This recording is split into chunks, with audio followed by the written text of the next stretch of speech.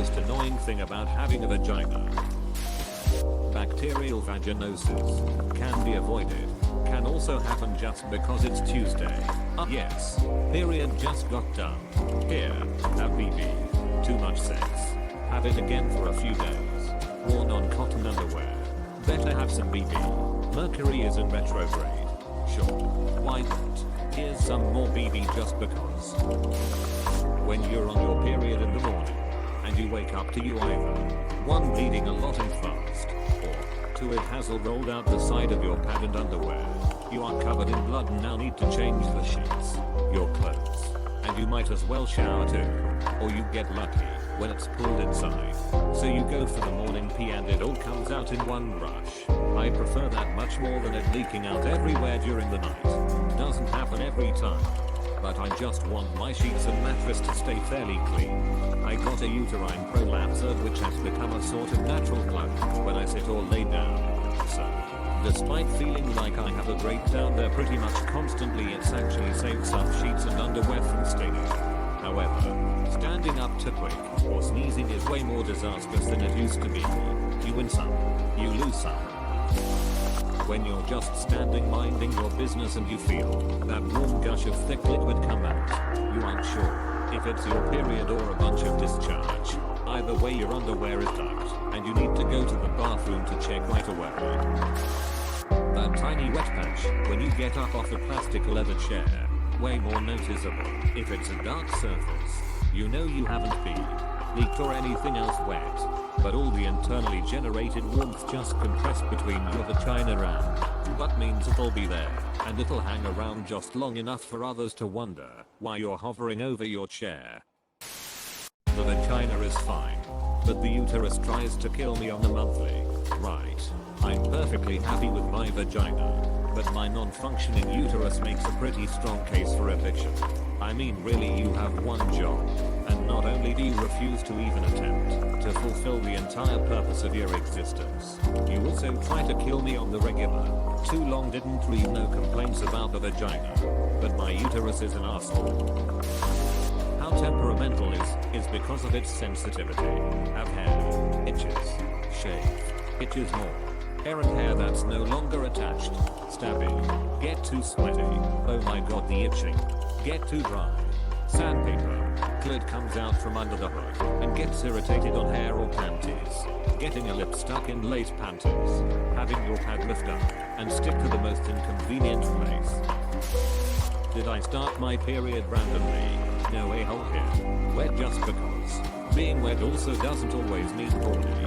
Just depends on your hormone levels throughout the month. Good thing I'm not the only one. Without pant elements, I couldn't wear the same underpants for the day. It's that much. I hate it, and am always surprised that some women apparently are able to just not wear any underwear. It wouldn't be possible for me without leaving a trail behind me like a snail. Edit, thank you for the awards and comments. I'm happy to know that I'm not the only one whose ancestors evolved from snails instead of monkeys. Here's another snail checking in. I often try to go without a pantaloon because that's apparently supposed to be healthier, but I always regret it halfway through the day. At first it feels gross and goopy like a chunk of snot down there because there's nothing to quickly absorb it, and then it dries, gets scratchy, and looks like I'm some gross person who hasn't changed her underwear in 3 days. And that's only after a few hours. Sorry for the TMI, but it's nice to not feel so abnormal for once, lol. Warning, this is ducking gross. When I get my period I also get diarrhea, but since I don't want to get anything on the tampon I usually remove it to poop, then I have to put in another when I'm done. But if I have diarrhea I might have to repeat this a few times within a few hours. The cotton from the tampon is sometimes not lubricated yet. The friction of pulling a dry tampon out a few times makes my vaginal canal feel dry and irritated. Also, it's a huge waste of tampons. What I do to avoid this problem is just tucking the sphin forward. You don't need to leave it dangling or pushed back. You can lay it forwards next to your clitoris and never worry about poop again without having to abrade your vagina. I've tried this, but sometimes while I'm pushing out a poop I also push the tampon out part way and it's just kind of annoying. So I usually just take it out. Thankfully my new birth control has really lightened my periods, so I usually just free bleed for like a day into old gross panties lol. Okay, enough of admitting how gross I'm for the day. That nobody takes you really seriously if you're in abnormal amounts of pain during your period. I've been steadily getting nastier period cramps over the last year.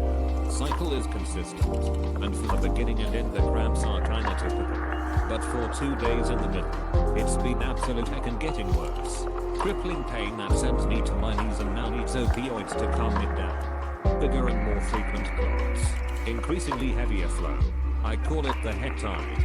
Saw a doctor requesting a referral to my gyn. He did a bilateral self-injectomy on me when I was 26 and was waved off with a monitor it and come back in 3 months.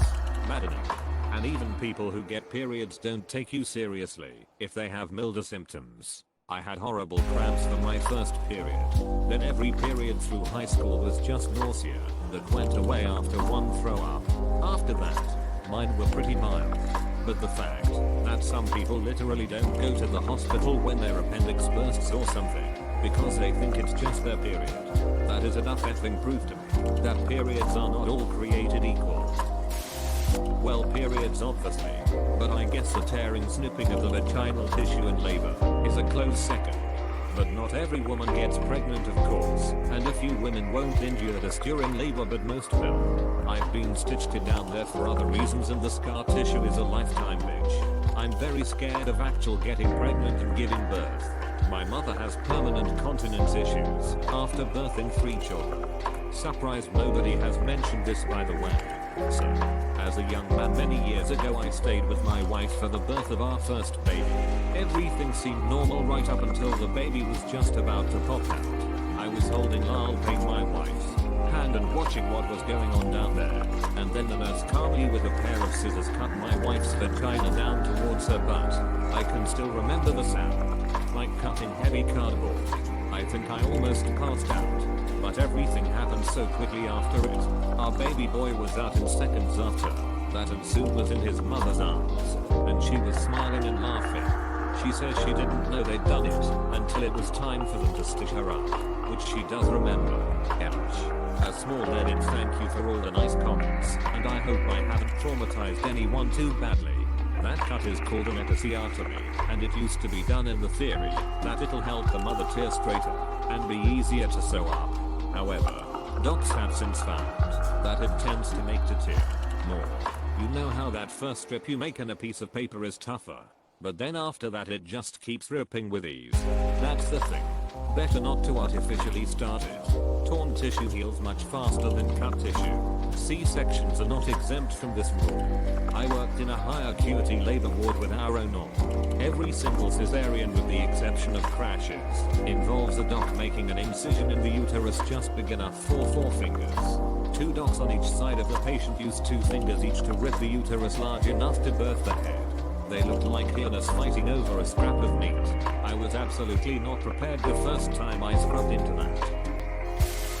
Okay, it might be me, but it takes me so long to come. Seriously, it seems if you have a penis it only takes maybe 5-10 minutes tops, but for me, it takes the best part of an hour. I've tried everything.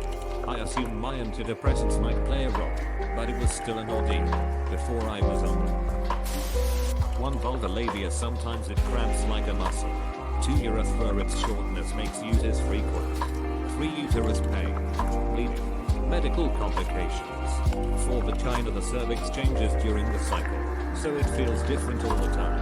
Oh, and bottom discharge bleach is my favorite dark colored underpants. Having a vagina is like owning an old car. You're forever pouring money into this thing to keep it in working order. It breaks down on a monthly basis, and something always goes wrong out of nowhere, and you're stuck having to shell out even more money.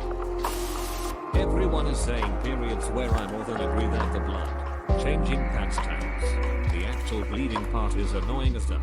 I think what a lot of men and some women don't realize is how actually bad the side effects can be. I have 2 examples. One time in high school, I felt lightheaded, so I went to the bathroom. I ended up throwing up and fainted in the bathroom.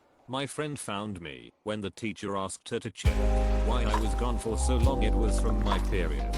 to a friend of mine was at my house, curled over in pain to the point she was telling me she would rather die than feel what she was feeling. I've never seen someone in that much pain before. I called the ambulance, albeit we were like 16. But I was terrified her appendix were exploding or something worse. The pain was from her period. Like cramps, mood swings, etc. are horrible, don't get me wrong, but there are a lot of symptoms that aren't talked about as well. I had a point in time where my period was so bad, fun fact, it was during Thanksgiving, at my grandma's house, that has only one bathroom, that I had to shit and then vomit at the same time. I was so hot I turned the cold water on in the shower, continued to vomit in the shower, and then passed out for a short enough period of time where no one was too worried. I live in Michigan, and after that cold shower I was still so hot I went and sat outside in the snow. Eventually I fell asleep after a shot of bourbon, my grandma's technique of healing. So, yeah, there's that. Having a goddamn period, even though my tubes are cauterized, I'm done. Having children, damn it. The extra depression, fibromyalgia flare up, and the mood swings are bullshit. But that's common. The whole let's randomly bleach this cute pair of underwear and make you feel like a filthy troll is aggravating as well. Being judged by how it looks. Sorry, mine isn't a perfect porn star looking pussy, and it doesn't mean I've slept with 100 guys. Back in high school, when I first started to fool around with my BF, he went around saying how I looked like a roast beef sandwich and that maybe I slept with a horse cause I was so gross looking. Nothing like the porno max he had. Rumors went around the school, and I had to drop out.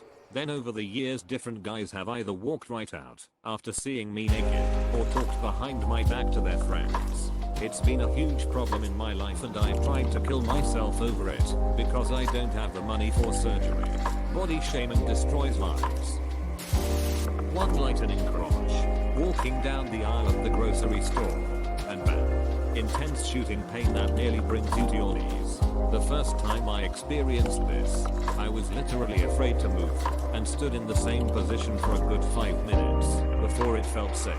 Spoiler alert, it wasn't, and had another episode, as soon as I moved. 2 periods, and everything that comes along with it. You wear a certain size pants one day, and the next you're so bloated you need to size up.